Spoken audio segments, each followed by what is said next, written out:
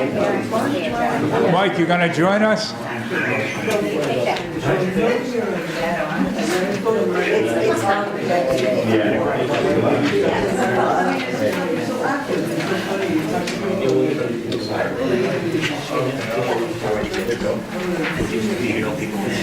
Okay, well, thank everybody who's here with us tonight.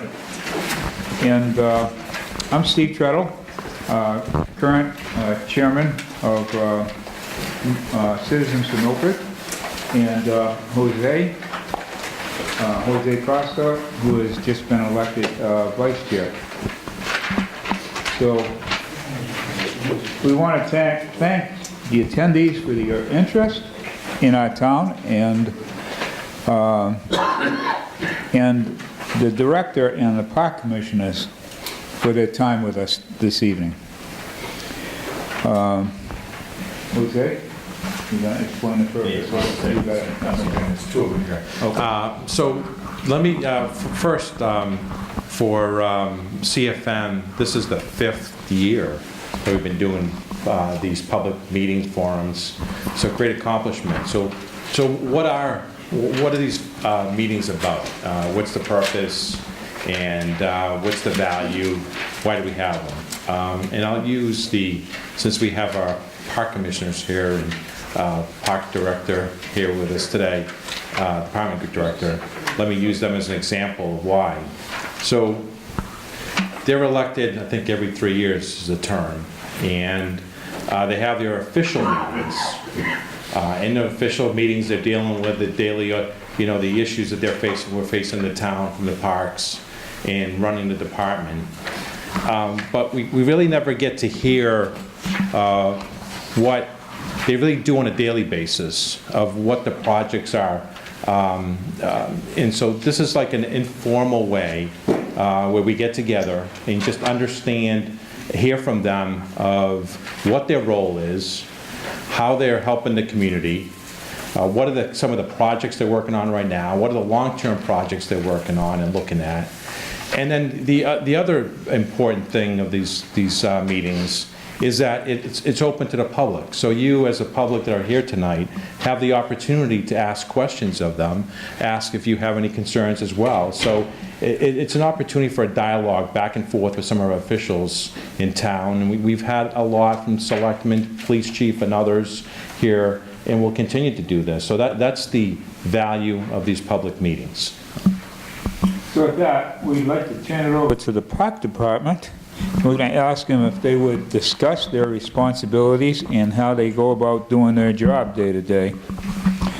So we have elected commissioners, Joe Arcudi, who is current chairman.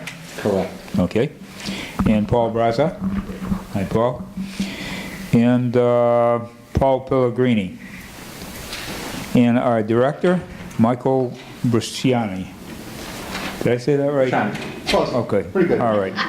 So tell us what your responsibilities are and what you do. Anybody? Want to start? Sure.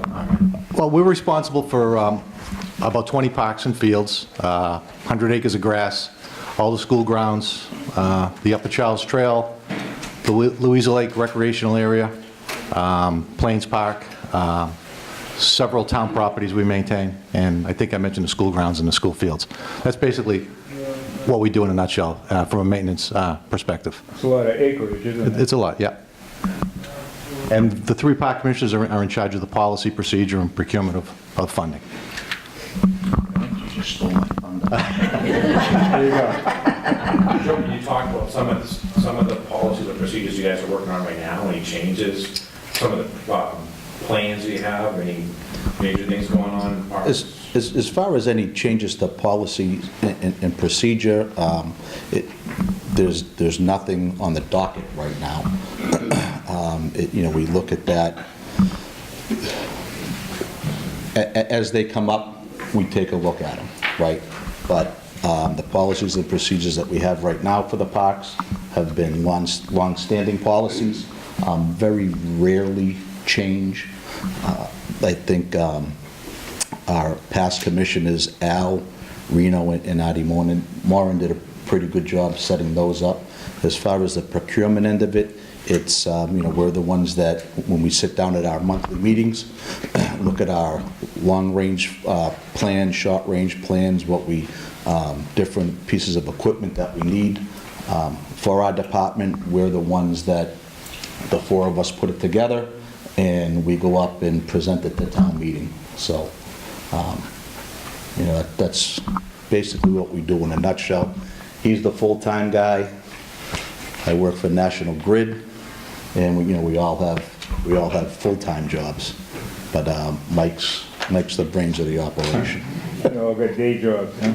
Yeah, I'd like to add, so, and the reason why I don't think we've had much change, Mike's been the director for over 30 years now, and Mike has a real good pulse of everything that goes on for for our department. So to say our job is hard would be not correct. Mike makes our job kind of easy because he knows what goes on day to day, and he's on top of what needs to be done to make things happen for the parks and all the other recreational areas in town.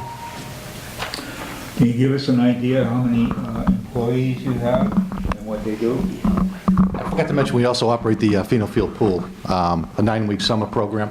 A dozen lifeguards, pool manager, assistant manager, 6 part-timers, 2 or 3 permanent part-timers, and 6 full-time people.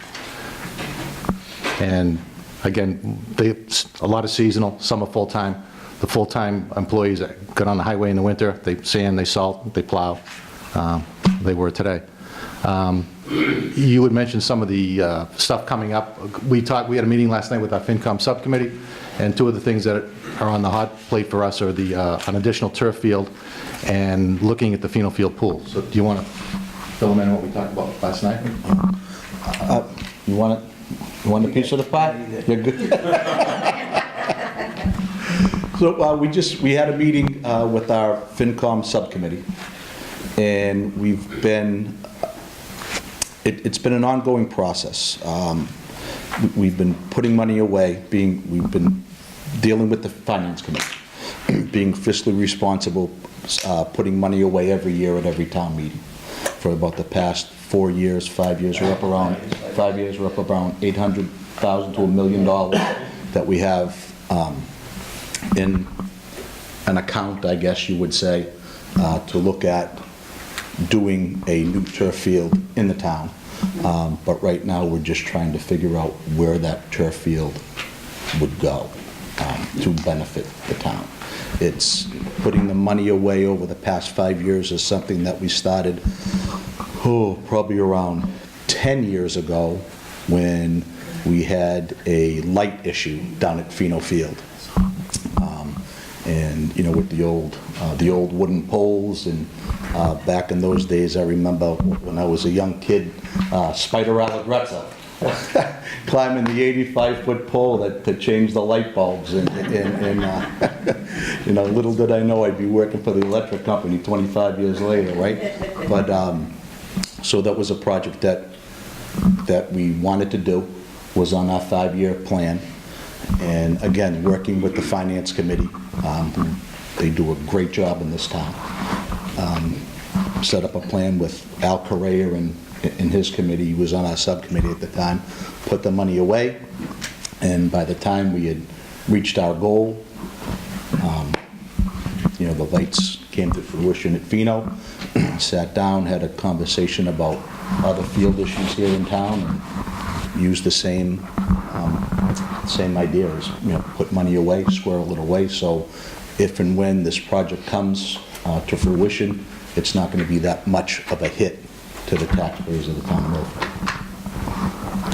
I didn't know that different departments could have a savings account, or whatever you would call it. Well, yeah, I wouldn't say a savings account, but, again, it's a thinking, I guess it's a thinking out of the box type of issue. Yeah. And It sounds like a good idea. good idea, and smart, yeah. Put something away and not come to town meeting and Yeah. have to take it from the general Yeah. fund. That's what I think is so, I don't want to say unique, but good about this town. It's that departments work together. And that's why Milford's in the financial shape that it's in, and it's in good shape. And It's very similar to how they put money away to paint the town hall. It's Exactly. a little at a time, and they work Exactly. to one hit at one time. That's right. Yep.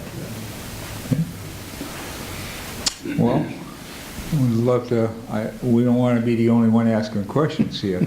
We'd like to turn it over. This is your meeting, really. Well, you began to talk about a new turf field. Soccer is near and dear to my heart for my grandchildren. Sure. It breaks my heart to have to go to other towns to see the types of soccer facilities they have, not only soccer, but turf fields everywhere. And I guess that would be my question, what are we going to do about one, new turf fields, and do you guys view it as your responsibility to protect the two town fields we have that are turf? I'm particularly concerned about the high school field and what your role is to protect that field, and what your role is to protect the new one at Woodland. Because Woodland's pretty much exposed to whoever wants to go on it, as well as the high school. Well, the high school field, as you know, is surrounded by a fence. We're responsible. We do the groom, every 6 weeks, we will groom the field to keep it in the best shape it can be. Field Turf, who put the field in, comes out and does annual inspections. We just had one done. We're in really good shape up there, so. Yeah, so there's not a lot of maintenance that you have to, other than, you have to do the continual grooming to keep the playing field soft and playable and level. It's not a lot, but you just have to do it. Okay. And Woodland, there is, the school building committee up there actually has a maintenance contract with Field Turf for, I think, the first 4 years, and they'll take, which is perfect, so they'll take care of it. Is Woodland fenced in?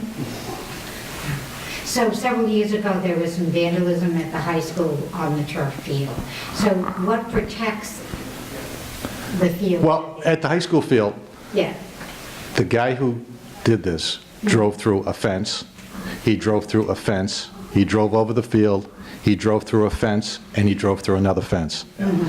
So no, right. Yeah. You know, it's just, the Woodland is pretty exposed. it's difficult to drive over there, so, That's what you're hoping. yeah. Yeah, But- I know they, I'm on the committee that helped build the Woodland facility, and I am quite concerned of its exposure to vandalism up there. That would be something, I think, to address with the school committee. The school committee, Yes. you guys don't view that? No. Security, you don't view that as an issue? That would be the school, yeah. That's the school Yeah, department?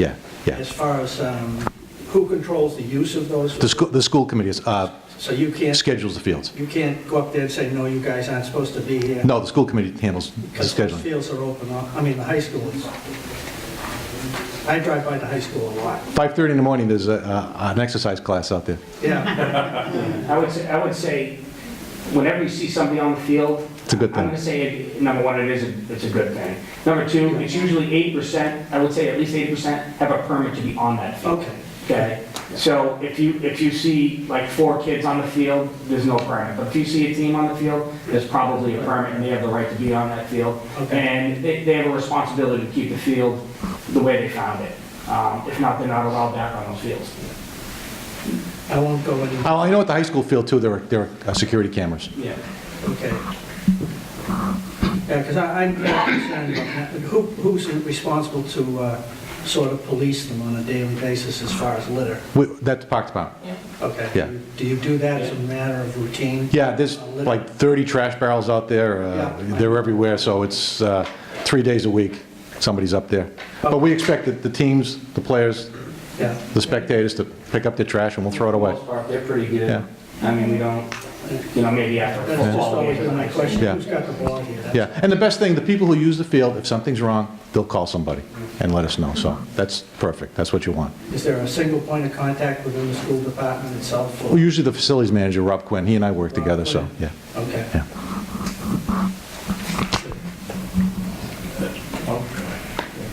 Can you please speak to the tennis courts on Town Park? Is there anything in the plan to upgrade and fix them? They're like in not good shape? Right, so funny you mention that. We spoke with FinCom, the subcommittee last night, not at great length, but some of our concerns, what we want to do going forward. As the guys know on our board, and they feel the same way, that's a project that we would like to tackle sooner than later. We do have some major projects coming up. One of them is the pool. I'm sure you've read about it, you heard about it. It's been discussed at several meetings. And the other one is the field that we're trying to do. So I think one of our next projects definitely will be Town Park. And it's not just the tennis courts, it's the entire facility itself. It's been there for over 50 years. Everything that you see there's been there for that long. Fencing and, the field itself. And to me, that's a focal point of our town. It's probably the most used field overall, with the playground, softball, basketball, tennis, baseball. So that's definitely something we've been talking about, and that's something we're really, we're putting together a game plan on how to attack it and to go forward to really bring it back to life sooner than later. All the lighting and things like that, and the pathways and things like that. So it's just not just the tennis courts, it's everything. So it's in need of a makeover.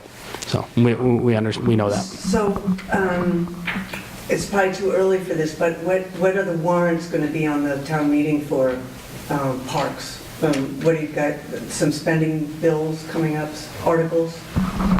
Is it too early? Yeah, the requests have been made, we had a department head meeting last week for town meeting articles to hold off until October, unless there are emergencies. And the two that we were looking to do probably is the turf field, and to look at funds for a study for the Phenol Field pool, how to fix it, what to do with it, how much it might cost.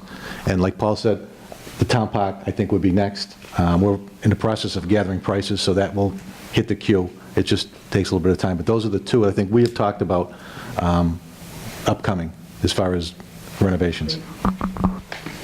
Thank you. In the back? Yeah. Sorry. You want to tell them in the back? I don't want to overstep your bounds. I promised another person I would ask this question. If I want to continue living in my house, I have to ask. Have you given any consideration to establishing a dog park in town? So the dog park subject did come up probably about 5 or 6 years ago? Before I got on the board. Yeah, before Paul got on the board. Good answer, Paul. And they're just, some of the sites around town, it was just there weren't a lot of easy places to put a dog park. I think the only place I want to say that we thought about was No. where was it? No, it was up by the, no. Fisk Mill. Fisk Mill, yeah, Fisk Mill. There's town-owned property at Fisk Mill, and I know the people who were interested in dog park, I know they looked at it. It's under the jurisdiction of the selectmen, so it's out of our hands. So I know they had looked at it, I don't know where they went from there with it. Yeah. But we didn't have suitable space at a park.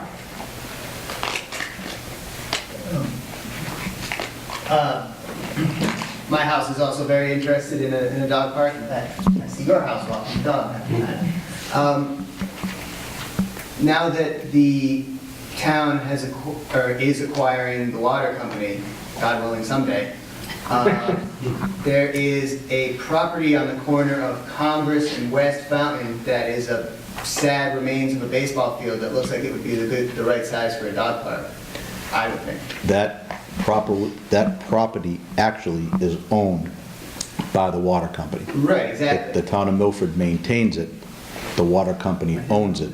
But now that the water company is being bought by the town, I guess we would have to wait. piece by piece purchase. Well, maybe that's one of the pieces, Jamie, I don't know. And that would be and that probably is going to be under the jurisdiction of the selectmen. So should we be talking to them about this and not you guys? I don't want to pass the buck over to them, but sure, Just that location. just that location. But the question raised, that does fall under your jurisdiction, correct? Dog A dog park. No, if it's on, Not if Property. it is If it's not on park department-owned property, then it would not be under the jurisdiction of the park department. Right, but wouldn't it be something that, if, you know, you're hearing it from residents, and you've heard it before, but you're hearing it again tonight, wouldn't that be something that you would say, we might want to acquire some property to put under the Parks Department, or that just doesn't work that way? I'm not sure if it, I don't know.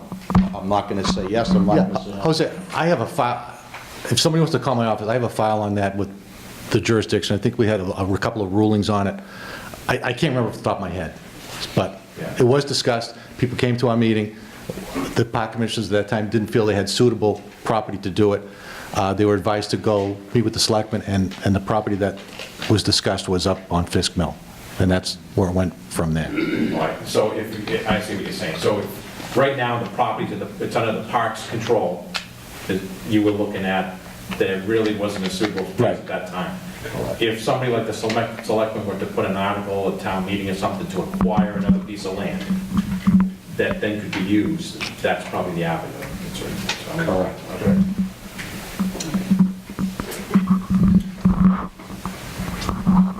What's the delineation between town-owned, selectmen run and parks run? Like, when's it become you guys, when's it become the selectmen? Like, say we get this tank field. It would still, and we made it a dog park, it would go to the selectmen still run that? You guys wouldn't make that? Well, What's the line? I don't know, but I would assume that that's something to ask town council. I don't know if it's something to transfer of land, if it's got to be a town meeting article to transfer the land to another department. I honestly don't, but I know what's under our jurisdiction, and tank field, you know, is not.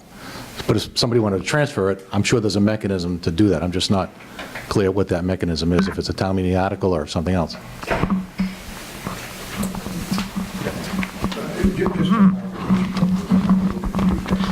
Saying that the Parks Department owns, Pheno Field owns the town park, and the town does not own those?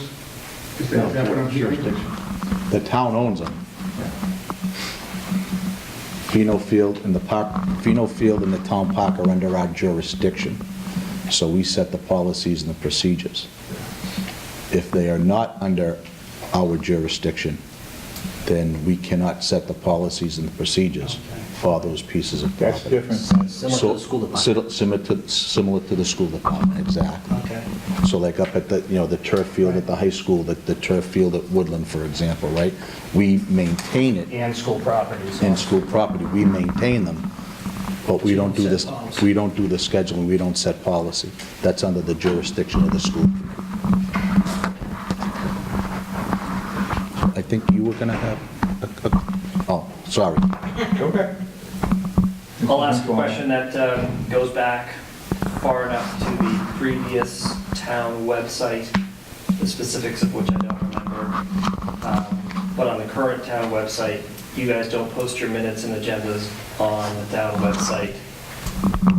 Yeah, we're going to start doing that. And you're not on the town calendar.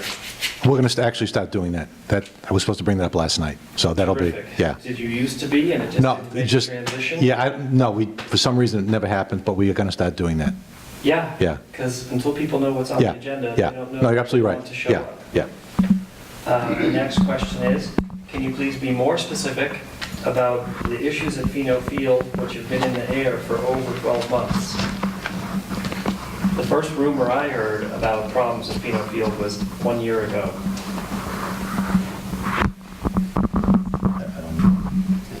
Could you be more specific on what the issues are at Pheno Field and make us aware of what they are? 1 year ago, maybe it was 10 months ago, there was a rumor on one of the boards about issues of Pheno Pool not opening. And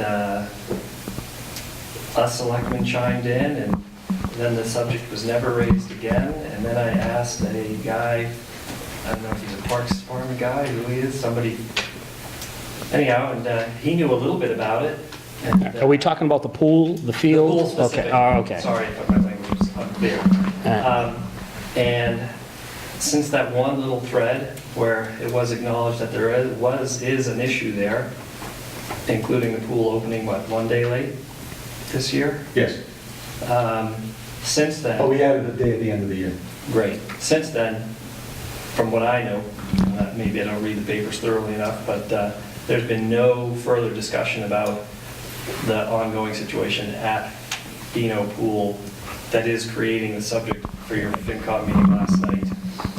Well, that's kind of what we're discussing. So we are in a, Pheno Field Pool has had water loss over the years, filtration systems aging, and all that. So that's why we are working to get a feasibility study about repairing the pool properly, if it's cost effective to the town of Milford, or change the use of Pheno Field Pool to a different use, maybe a splash park or something, and not a pool. Can you get more specific on what the issues are? It's just deteriorated, it's old. Yeah. I think it's just age. It's age. I mean, the concrete foundation is cracked where water leaks out of it, you know, constantly every day. We're putting, like, I'm sure. It's a rarity. The Pheno Pool is a rarity in general. So it was built into a pond. So the back of the wall, the 5-foot wall and back, is actually built into the pond. So, and over the years, water's gotten underneath the cement is heaved. We've had to repair it over time. We're putting a lot more money into it.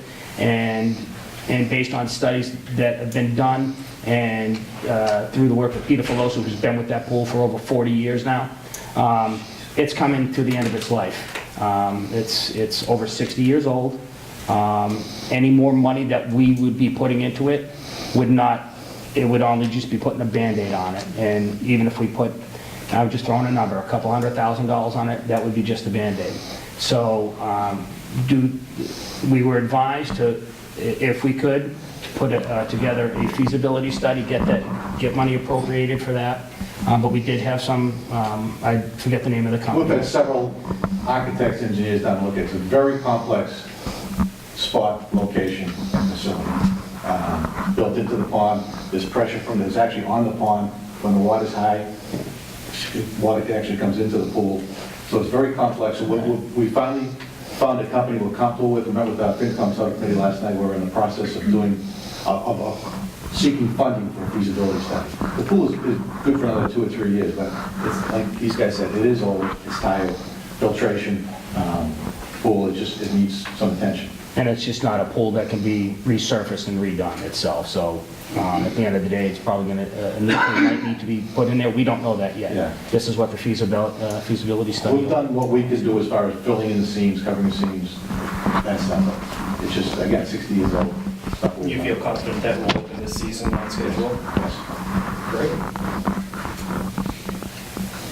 A while ago, there was a group raising funds to put a nice playground down in that area too. Has that just gone? Yeah, that ended up at Town Park. They raised some money, but I don't think, Not enough to what they wanted to do. They raised enough, it was great that they did that, Yeah. putting 2 apparatuses in the town park. Yeah. So, I know they had big. playgrounds are expensive. Yeah. Yeah. Any thought to getting a more sophisticated playground in the town, on town property, as opposed to the school properties? I hate to reference Hopkinton's EMC Park, but, it's a very active Town park, we environment. talk about town, that's part of the town park. And even Hopedale Park has more in their fenced-in area than we do downtown for young children. The EMC Park has age-divided areas. Yeah. I know that's, a lofty goal, but I wondered, is there any thought being given to a real town park? Yeah, this'll all, sorry, go ahead, Joe, if you want. I'm just saying, this'll all be part of our town park renovation. That'll be definitely part of it. We talk about this all the time. We know we have the palace behind Woodland, but it's not accessible for a lot of That's people, and it's right, not centrally located. Right. We do have a lot of parks over around town that a lot of people really don't know about. There's one at Plains Park, there's one down near the hospital, Fruit Street Park, that's a nice park. But we definitely need a place where we can have more than 10 kids be able to play at. Yeah. And, you know, at the focal point of our town, which is Town Park, so. The one at Woodland is great, but it's for older kids, so. It's for that age frame, yeah. I mean, they do have a little, you know, there's no swings there, but Yeah. they do have a section where younger kids can use it, but for the most part, like you said, it's age appropriate for the school itself. Yes, right. So, And the EMC was privately funded. Yes, Yeah. it was, yeah. So if anybody from EMC's watching, Dell, we'll take the money. so, again, it's part of a plan, but it's That going would to take be some great, time. yeah. Yeah, we talk about it all the time, you know, and we hear it a lot, so. But in the meantime, we do have some nice parks in town. I mean, we can use behind Brookside, you know, there's a nice park behind there, like Woodland and like Fruit Street, like we said. So Memorial's putting a beautiful playground in, hopefully sooner than later. We did pass some money during the last town meeting to match the funds that they have to build an adequate park, which will hopefully everybody be able to use. So.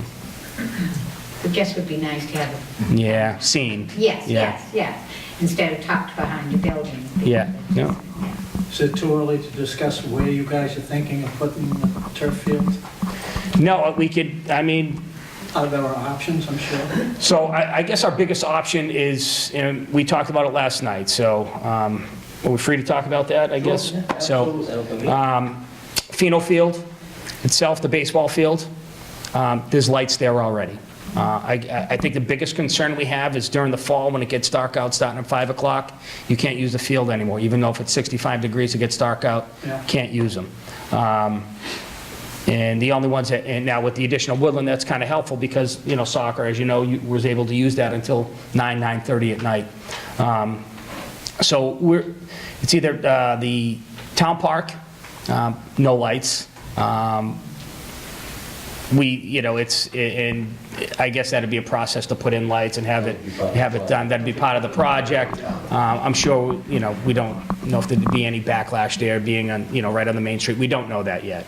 The other place is the high school, behind the high school field. The one problem with that, it wouldn't be under our jurisdiction. It would be under the school's jurisdiction. And we're looking for something that, you know, we can kind of, you know, call hours and kind of have control over. So right now, it's between those three. I don't know which way we're leaning. We're still talking about it. You know, Pheno Field's bigger than Town Park is. It'd be very tight up at Town Park. It would work. It'd be awesome for the schools.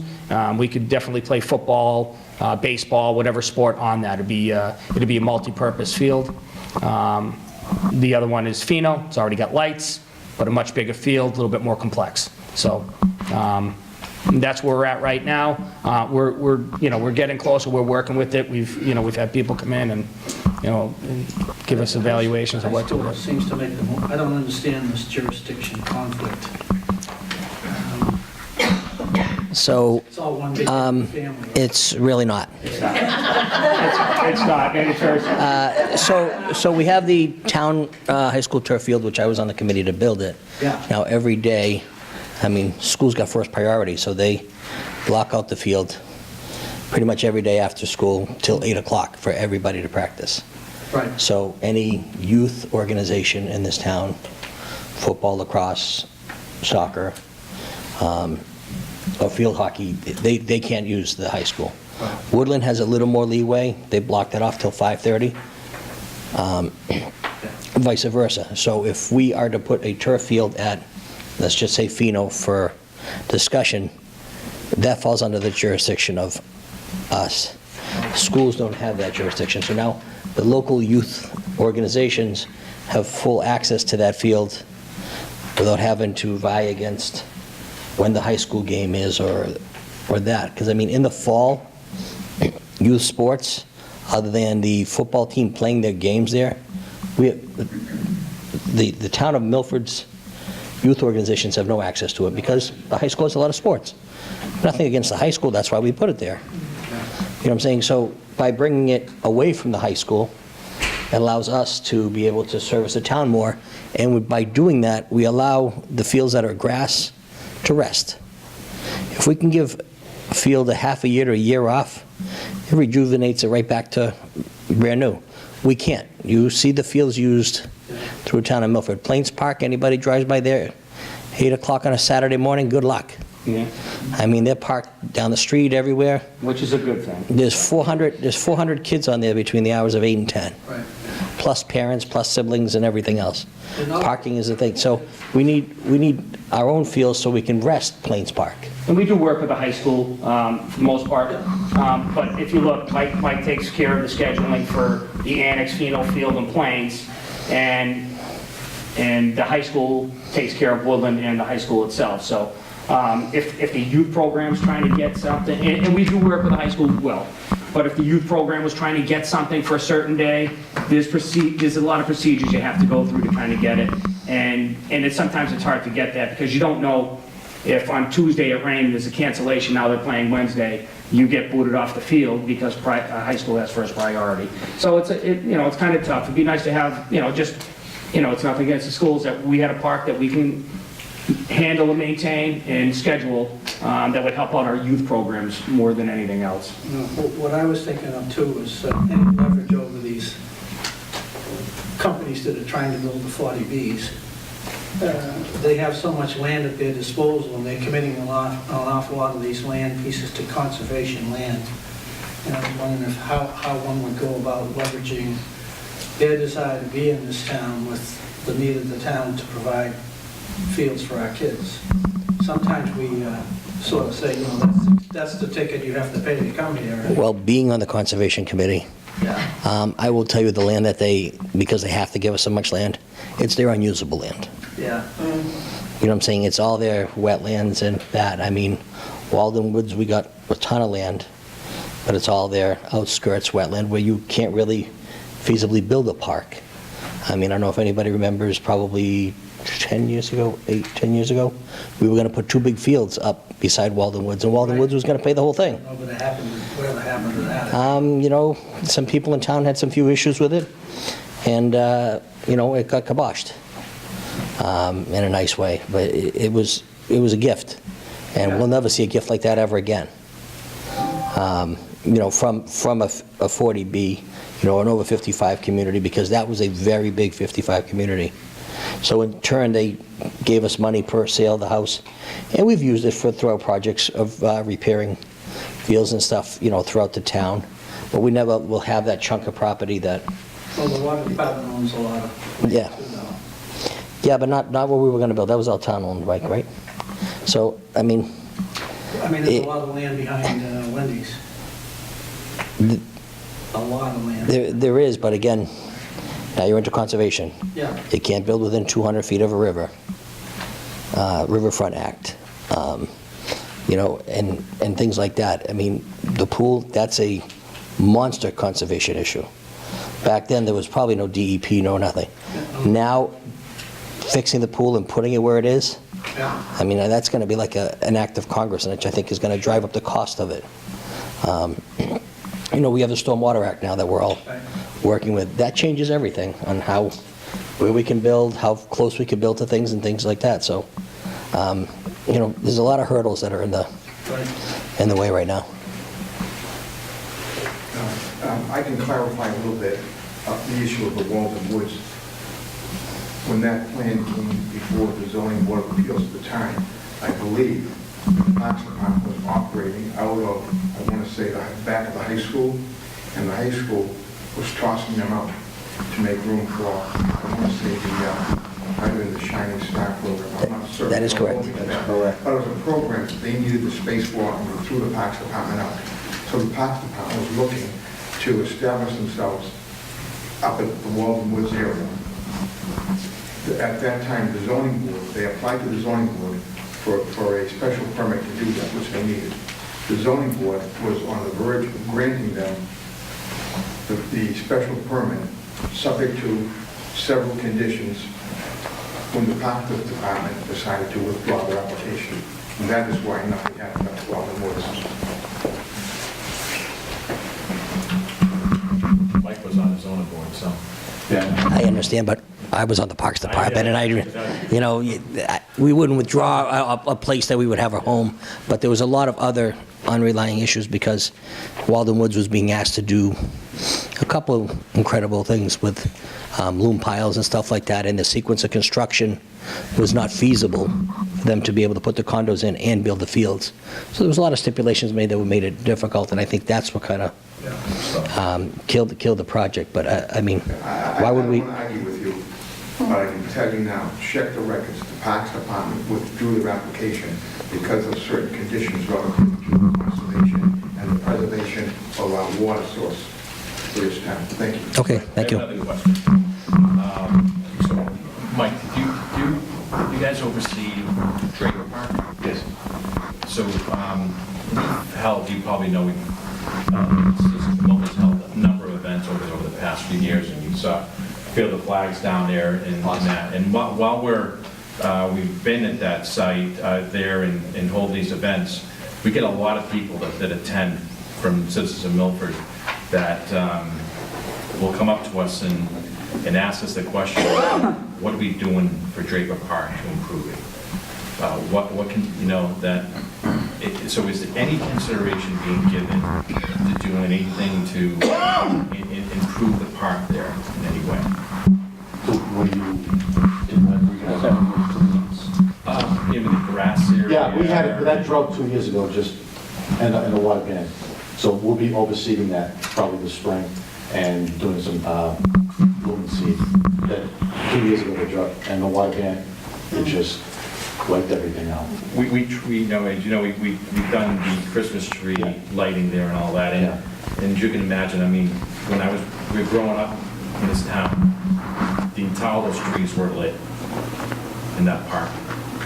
And so questions like that from people that remember that always come up. What can we do for the trees here? It's right at the center, as you know, in the center of town. What can we do to make it during those holiday timeframes and others, improve it?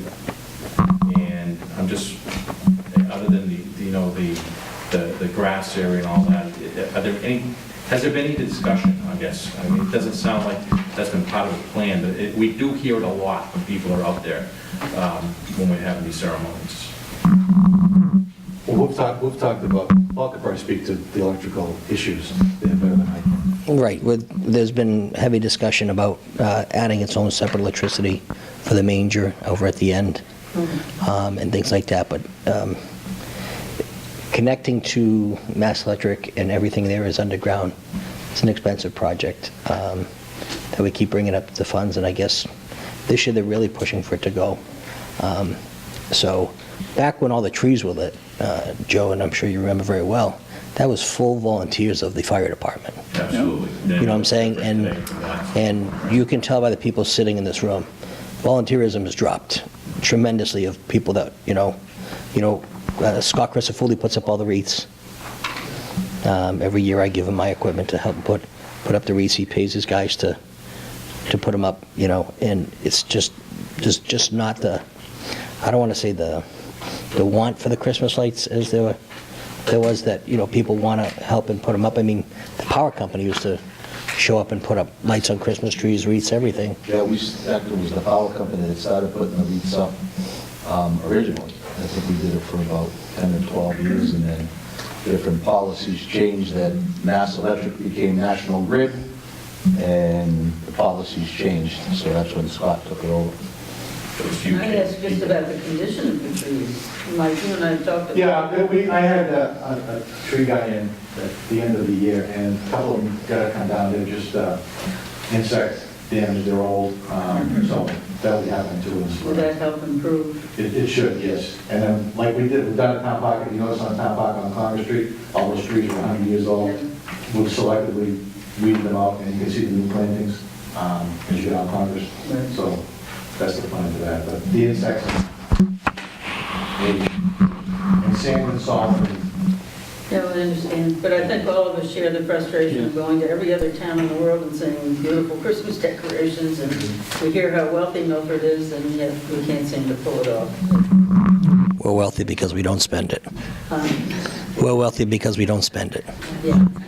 Is it an unrealistic expectation to think that through further discussion and collaboration, we could not get that park lit up for the holidays. I mean, it seems like, and I understand the volunteer dimension of it, but there seems to be a lot of work that needs to be done before that even can be realized. And so how does that happen? The electrical, the lights, the trees. I mean, it was done at one time.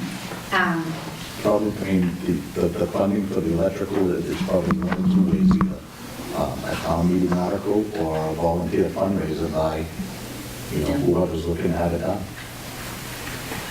I know the power is being actively, right now, chased for funding and stuff like that, that I'm well aware. Park under your jurisdiction. Yes. So are you the people who are supposed to be asking if you like those trees? Yes. And what's your answer? Would you guys be the We'll take it under advisement. Anybody can get an article in town warrant, right? I mean, you guys aren't limited in that regard. You can go to Jerry, and Jerry can write up an article, and you do that. You can ask for anything you want. You may not get it, but the bottom line is you can ask. Do you as a group consider that a worthwhile and viable project to rejuvenate Draper Park? We've talked about that for a couple of years, but it's a little complex.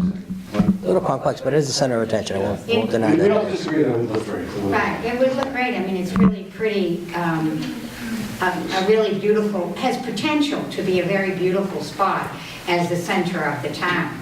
I can tell you, I will put that on the agenda for our next meeting. Okay. Under advisement? No? No, on the agenda. Okay. Well, thank you very I much. appreciate that. Yeah. 'Cause, I mean, it definitely answers what you've been asking us. Would you be open to working, like, if there's a group of, like, CFM or Citizens for Milford or others that want to work with you, if it, whatever direction you take, if it's, you need to have the volunteers and the fundraising or whatever is necessary, is that something that you'd like to have happen? Why don't we do this? Why don't we put it on our agenda? I'm sorry, Joe. No, go ahead. I was going to say, put it on our agenda, let us talk about it. Let's see what avenue we would like to take. We need to evaluate the park, number one. Yeah. Like you said, it's complex, some of the trees gotta come down. We don't want to give you an answer not knowing what's gonna happen, okay? Because one, you might end up with only like 4 trees there, I don't know. But obviously, this is something I think would be great, I think we should have it. I don't know the history previously, like you said, it was volunteers. It's something that was never under the Parks Department's direction. I mean, we mow it, we clean it, we maintain it, but we never really had anything to do with the lights. So this is something that's new to us. I've spoken with Peter about it on a few occasions. This is definitely something we would like done. Maybe we need some, some push to do it, just to get it through and make something happen. That I don't know, but this is something we definitely have to talk about. And Even short term though, you guys were great. That first year we broke the tree. Yeah, we got David, You got the electric to it. It was a big help. So Thank you. it was nice. and the water killed the other tree, the Yeah. water drought. Yeah. But now thanks to Busy Bee Landscaping. Yeah, he's a good guy. We have a nice tree. Yeah. I know that we would fully endorse some kind of revitalization from top to bottom. I think it'd be wonderful. You look around these other towns, without mentioning the town's names, but all of them are just beautiful. Mountains, and it's the whole of the towns. Both the military that's involved with that. The statues. So hopefully something can be done, whether it takes a major article before the town meeting, from an estimate perhaps, of an architect, or everything that has to be done, that might be a way to go. I just throw that out, I'm glad to see it. Is it kind of like the fireworks? I mean, is this something that would have to sort of be funded every year by a town meeting article? Well, the way the Christmas lights used to go up, and they never came down. Right. You know what I'm saying? We just unplugged them, and they just stayed unlit, and then the following year, you plugged them in and hope they all lit. Well, that's what we're. And that's what, so, but, as the trees grew, the wires grew and snapped, and that was the into that, but if anybody that remembers that, those lights never came down. Once they went up, they were always up there. Which is perfect. I was a little kid down below handing them up, I remember. Yeah, wow. You think it's a big electrical underground problem too? No, it's just, it's, you know, it's, I think it's a $10,000 job, if I'm not mistaken, to get its own meter and get everything there correctly and wire them to code. Even lighting is, lighting up above that park is very meager. There's one light. There's one light on Congress Street, facing in. That's something the electric company could do. Put the lights on those poles. Piece of cake. Which spider, whatever his name. Joe, you're tired. It's like that joke, how many go floating does it take to change the light bulb? Climb up poles, I can imagine. It would be great though, just to know. Get it on, Yeah, get it on some sort of. Yeah. It would draw more, I think Yeah, yeah. It'd be exciting to see it taken care of, or at least steps taken in that direction. Thank you. Earlier, you guys were talking about short-term projects and long-term projects. And through this discussion, you covered an awful lot, the plans for the turf field and Pheno pool and renovating Town Park. I'm just wondering if there are other projects or improvements on the horizon that might be included in that umbrella of long-term projects that you haven't mentioned yet. Well, every 10 and 12 years, we're going to have to, at Plains Park, because it was a landfill, it starts to sell. So every 10 to 12 years, we're going to have to go in and take care of that. Pheno field was almost completely revitalized last year, the year before, through 2 grants, so a couple $100,000, so that was, never cost the town a dime, and that was taken care of, so that was a good deal. You know, I think Town Park's a big one, that's next, so. Town Park's a big project. It is, yeah, absolutely. That would be That would great. be something, kind of get that out. Yeah. I mean, they use all summer for the bandstand and all that. You go buy us baseball, softball, tennis, playground. Yeah. Be great. Anybody else? Can you speak to just roughly what your operating budget is on a yearly basis? Our budget is about $720,000, which is about 0.7% of the town operating budget. And of that 700,000, what's the biggest spend?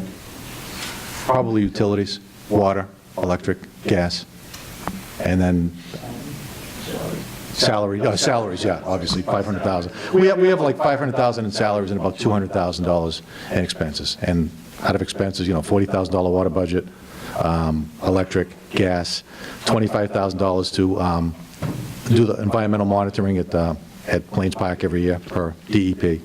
And, the rest is maintenance of equipment, seed, fertilizer, aeration, fixing things, irrigation, huge expense. So what you're saying is you don't have practically nothing. We're tight. In your budget for long-range planning.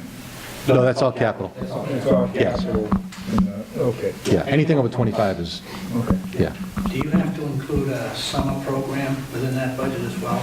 I mean, we used to, the town I grew up in, we had a summer program which had like camp counts. Well, no, the Milford Community Use Program runs an extensive and a tremendous summer camp program. And they'll use our facilities. They'll use Louisa Lake, they have canoes or whatever down there, and they'll use all the grounds and parks. They go to the pool. No, that's out of community use. You hire like summer guys to clean up? Yeah. You have that within your budget? Yeah, we have like Summer 6, interns, Summer guys? yeah, 6 summer help, And how many of those do you fit in your budget? 6. They're Just 6? 12 weeks, and then we have a couple of full-timers, 6 full-timers, and 2 permanent part-timers. And what's it cost for one summer kid to work in the town? About $2,300. For one kid?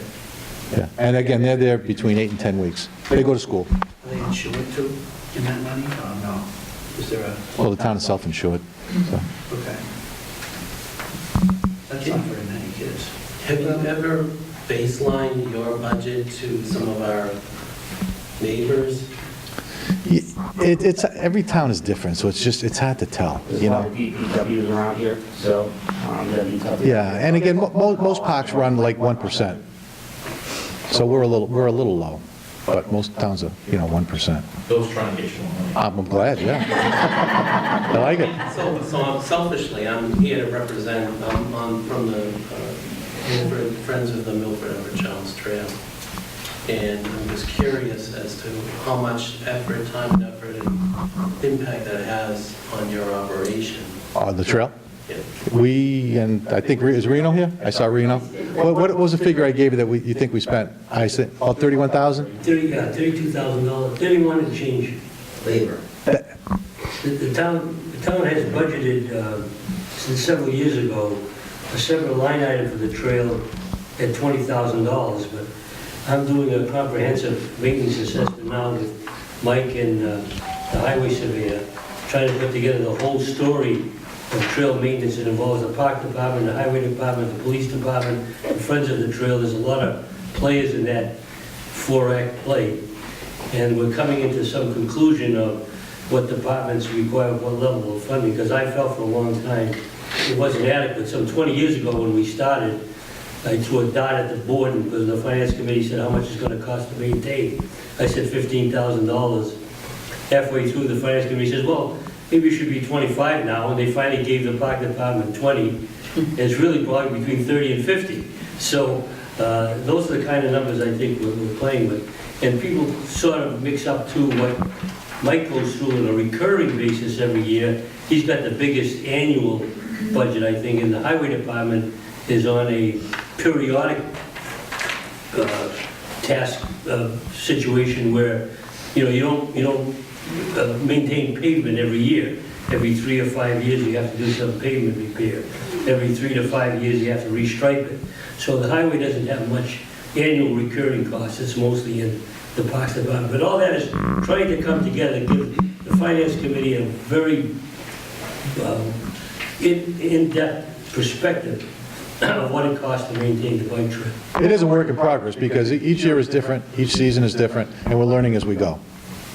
Yeah, we have now 10 years' experience on maintaining the bike trail, so I'm confident that the estimates we finally come up with are going to reflect reality, not waving our hands in the air as to what. And again, as far as Scott's concerned, as the pavement gets older, he'll probably have more expense. As the pavement gets older, he'll probably have more expense than the parks will, because ours is... Scott and I did a pavement assessment in November on Phase 1, which is the oldest. That's a 10-year, that's been on the ground for more than 10 years now.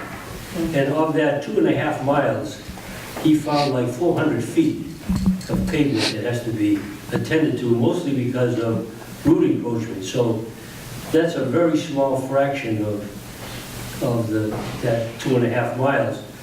I mean, it's not inexpensive to do that, but it isn't like, and most of the pavement on the trail is in good to excellent condition.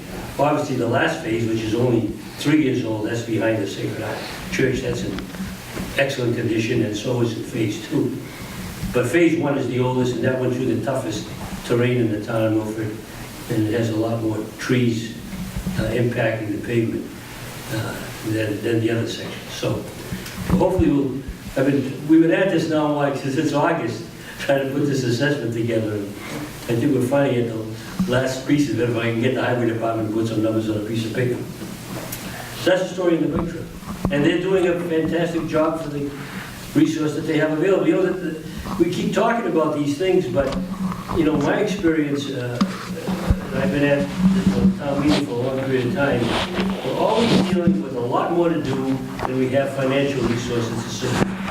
And what these departments do, to the best of their ability, is to prioritize what should come first, second, and third.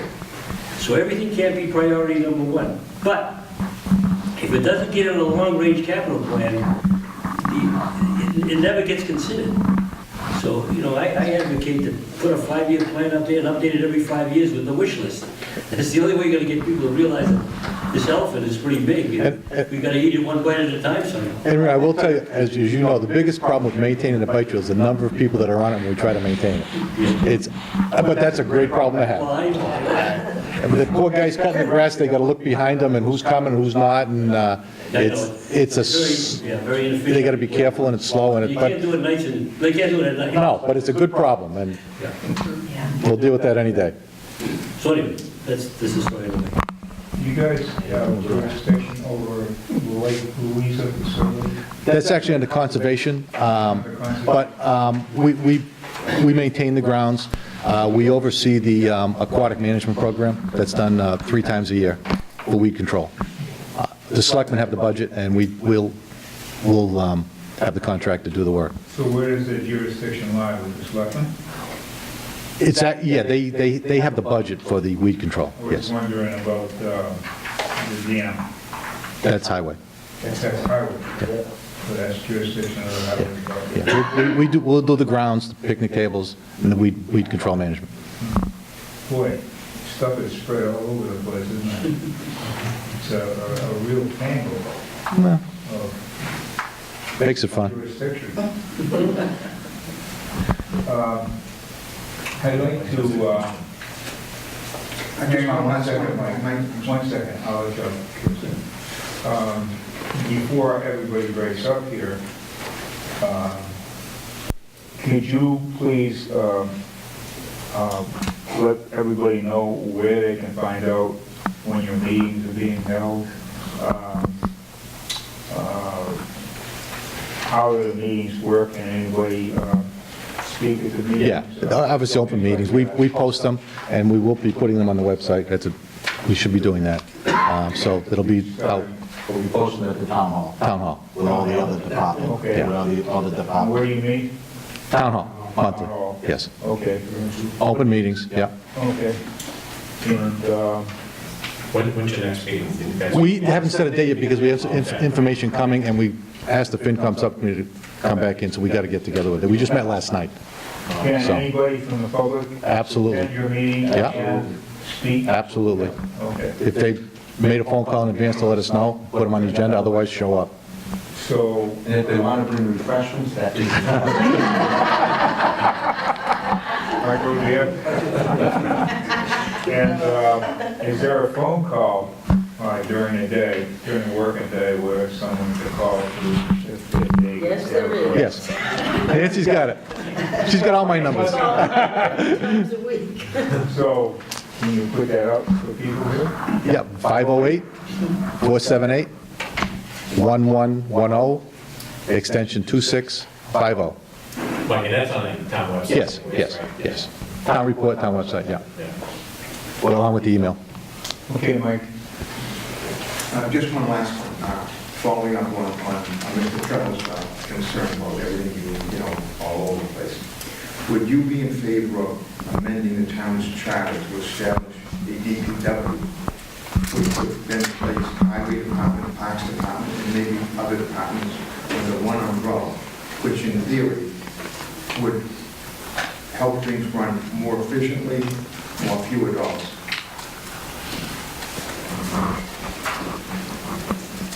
We'll take that under advisement. You're welcome. Yes. I think the finance committee did do an analysis a number of years ago and find out that it wasn't more efficient, it wouldn't cost less. But I don't know what today's dollars would bring that proposal. But it was looked at at one time. Yeah, I mean, But the conclusion was, it wasn't worth doing. That's right. And with, you talked about Louisa Lake, right? We're the landscapers of the property, so to speak. It's under the jurisdiction of conservation or the selectmen, the highway department's in charge of the dam. There's a lot of fingers in the pie or whatever, but rest assured, the good thing about this town is even though there are a lot of fingers in the pie, the departments work together for one common goal, and the ship is sailing in the right direction. So even though There are a lot of things going on. Everybody is on the same page. Well, it's also because of the expertise. I mean, you look at the dam, highway department, I mean, Scott will have the knowledge in that area. So you have to also look at the expertise associated with it. And you've had... To me, this looks like right. Paving roads versus building a dam.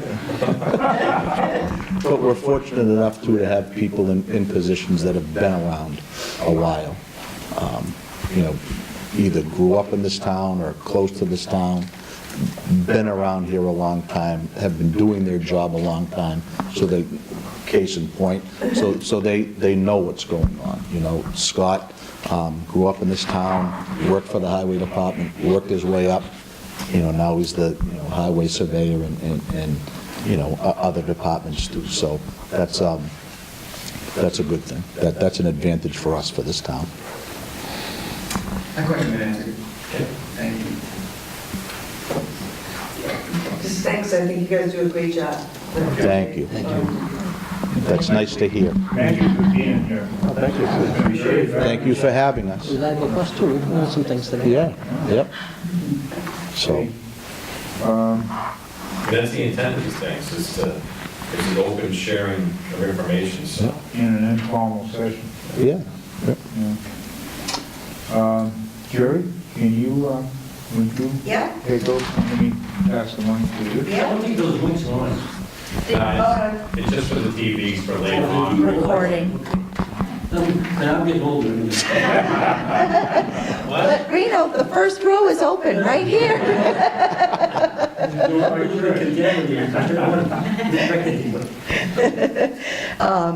Good evening, everyone. I hope everybody got one of these calendar flyers on your sheets. They should have been on your seat.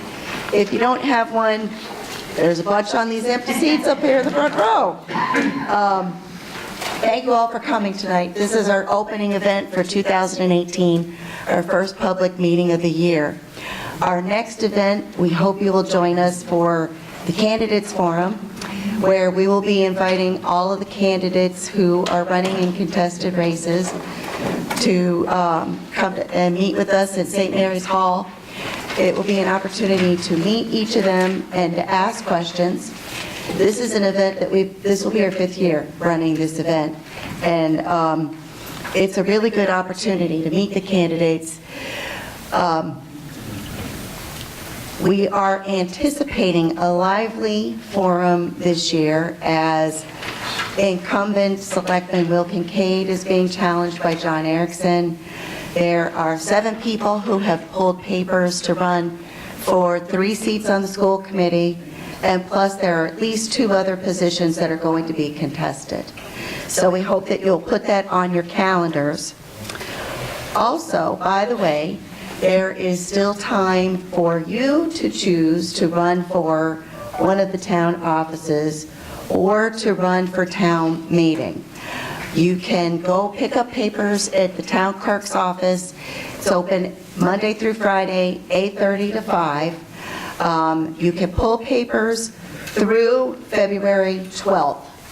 If you are running for a town office, such as Parks Department, Board of Selectmen, Board of Library Trustees, you will need to collect over 50 signatures of registered Milford voters, and then turn in your papers back to the town clerk's office on February 14th by 5 o'clock.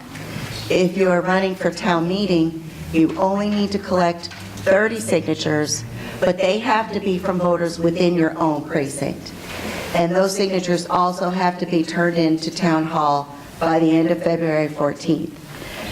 Also, as we're talking about elections, there are 2 elections that are coming up.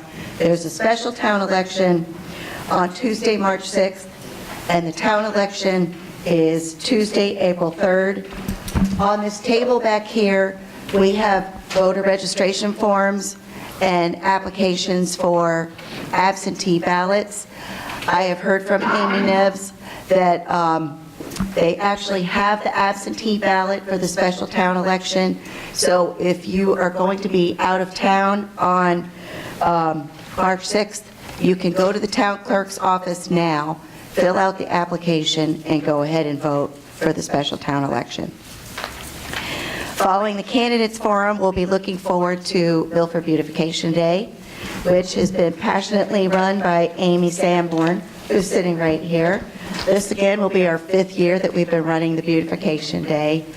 This is one of our favorite activities. It's a joyful day. It's an opportunity for Milford residents of all ages to come together for half an hour, all day, pick up trash.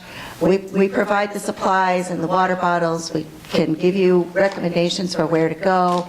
And it's actually one of the most gratifying, because at the end of the day, we have visible evidence of what we've accomplished. All these bags that we've turned into the transfer station, and lots of clean streets in Milford. You filled up 2 dumpsters back here. Yeah, it's amazing how much trash collects on our streets. This year, we have several events, projects planned to honor Milford veterans. We have a Medal of Liberty ceremony planned for May, Veterans Day ceremony, and the ongoing Field of Flags initiative. Our tireless chairman and member, Peter Scandoni, is in charge of these projects. And in just a moment, I'll pass the microphone to him and he'll share some details. In October, we will be holding a candidates forum featuring the incumbents and the challengers in our state races. Senator Ryan Fatman is being challenged by a Democratic opponent, and as I understand it, State Representative Brian Murray has at least one Republican who will be challenging him at the polls in November. We do not have a date for that event yet. That's something that we'll set as the fall election season gets closer. And our last event of the year is the annual Christmas tree lighting in Draper Park, for which we are very grateful to the Parks Department and your cooperation and help with that. It is an event that continues to grow every year. For everyone who has attended, it's actually a very magical evening with lots of kids, lots of families, lots of singles who come. And December is a long way off, but we all know that the holiday season books up really quickly. So if this is of interest to you, please make a note of it in your calendar. So please take this sheet home with you, and I'll pass the mic to Peter. Yeah, why don't you come up here? You have your notes?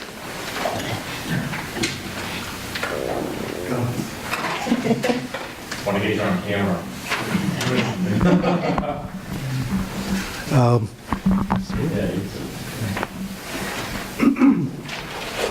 First of all, I love the bike path. Well, the first item is the citizens from Milford. We're in the process of making arrangements for a very large ceremony, May 20th, at the town hall. What our group is doing, we're going to be awarding 30-plus medals, Medal of Liberty medals, to the next of kin of Milford killed in action heroes. In 2010, Massachusetts passed a law that the Medal of Liberty will be awarded to the next of kin of servicemen, women from Massachusetts killed in action from World War II, Korea, Vietnam, and Iraqi freedom. So there's more than 10,000 Massachusetts service members who have been killed in action, and there's been 59 from Milford. And I find it noteworthy that since 2010, when this law went into effect, there's been less than 200 that's been awarded throughout the state. And here we are, May 20th, we'll be giving out an additional 30-plus medals to the next of kin. Those of you that attended the Veterans Day Medal of Liberty ceremony, Italian vets, you'd remember that the place was packed. It was quite moving. The presentations, the short speeches, Milford High School Quartet singing the national anthem, followed by taps front and rear. And I'll steal Jerry's words that that was a magical event as well. At that ceremony, we presented 8 medals to the next of kin of our fallen heroes. So the May 20th ceremony will also include the Milford High School Band, the Clafton Hill Orchestra, a color guard, and along with military and political dignitaries. And invitations are going out, and included in those invitations will be Governor Baker, Congressman Kennedy, Senator Fatman, and Representative Murray. So we look forward to another moving ceremony, and hopefully everyone can join us. At the front of the table, I do have a medal here I can show you. This is the medal that's given to the next of kin. Yeah. And in the back of the medal will be engraved the Killed in Action Milford hero's name. Along with that, we have a number of citations that will be given. This one here is Technical Sergeant Joseph D. Maria, U.S. Army, who was killed in action, and this is given by Governor Baker. So in addition to this citation, there'll be other citations handed by the Senate and Congress, and Senate, Congress. Congressman Kennedy, Yes. Senator Fatman, Yes. Representative Murray, okay. Also, in the back table is a list of killed in action men from Milford, and there's 9 on this list that we haven't been able to identify the next of kin. So feel free to grab a copy. We've got a lot of Milford old-time natives here, including myself. Hopefully we can identify those last 9 among the 59 that we'll be awarding the medals to throughout these ceremonies. Any question on that? Yes. How confident are you that 59 is the full list? We got the list from John Pilla, and there are actually 67 names on it. 2 families didn't want a medal. There were 7 that were killed during the wars, but one was a boating accident that wasn't in action. Another was a heart attack, and yeah. So we got it down to, I believe, 57 or 58 now. And of all those, after giving the 8 out that we already have, I'm confident that we'll identify them all. If not this ceremony, then there'll be a following ceremony. The next item is just a reminder, Field the Flags. We've got applications on the table. I think everyone has seen those in Draper Park. It's quite a sight. And there's 5 holidays left that they'll be flying on this cycle: Memorial Day, Flag Day, 4th of July, and Labor Day. And each flag has a tassel attached to it, and it lists the honoree's name, branch of service, and who it's sponsored by. You can also have a picture placed on it of the military person. That happens to be my father.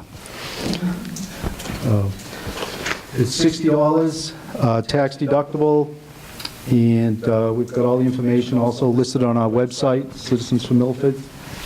So we encourage you to look at it. Thank you.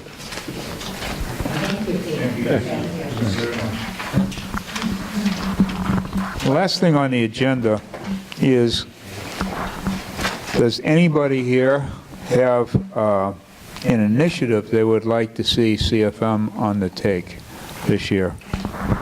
And just to give you an idea about that, we've got a guy sitting right over here, Reno DeLuzio, who a couple of years ago said, I get an idea. Yeah, I had 2 ideas. What was the idea? I only picked one. What was the idea? Open space. No one's paying attention to open space in town. Okay. We have enough, how we're protecting it. Should be under conservation control, conservation restrictions, all those kinds of things that for future generations should preserve our open space that we have, stays in the condition, pristine condition that we would like it to stay in, so. Well, what was your other initiative that you suggested? Well, the town meeting improvement initiative. Yeah, just give a brief synopsis of what happened. Where did that go? Where did that go? Brief synopsis. Yeah, okay, yeah. They were asking for initiative, so I came to one of their meetings and I said, there are two things on my mind. One, I've been a town meeting member for over 45 years, and no organization should stay 45 years without some self-examination as to what it's doing right and what it's doing wrong. So I says, we ought to take on a survey of the town meeting members to see what their opinion is of the town meeting, because we've all heard various comments, some very good and some very bad, and a lot in between, of how we can make improvements. So long story short, they took on the initiative, we did the survey. The survey final report now is being sent out to all town meeting members today. It's on the website. Get your copies, right? And that's going to be our, and then the citizens town meeting working group, I guess we all decided this should transition from a volunteer group that was made up mostly of town meeting members anyway, to a town meeting standing committee that's reportable to the town meeting. So this past October, we presented that article, the town meeting accepted it, so now we have a mechanism in place in the town meeting's structure under the standing bylaw. There's a place where continuous improvement for the town meeting can be conducted over the years to make it, to improve it and make it better for future generations. My view was, I believe the town meeting is the purest form of democracy we have. It should be protected for as long as we can before we decide to go to a city government or something like that. But if the town meeting keeps going the way it is, it's probably going to deteriorate over time. So at least we have a foot in the door now to make some improvements to keep that town meeting vibrant and active for the 21st century. So that's this.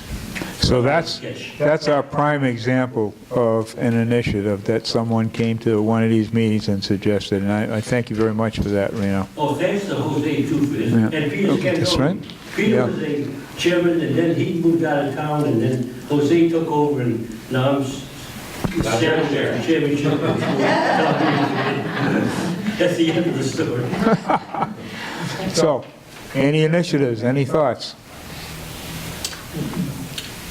Hearing none, that's the end of our meeting, and thank you all for being here.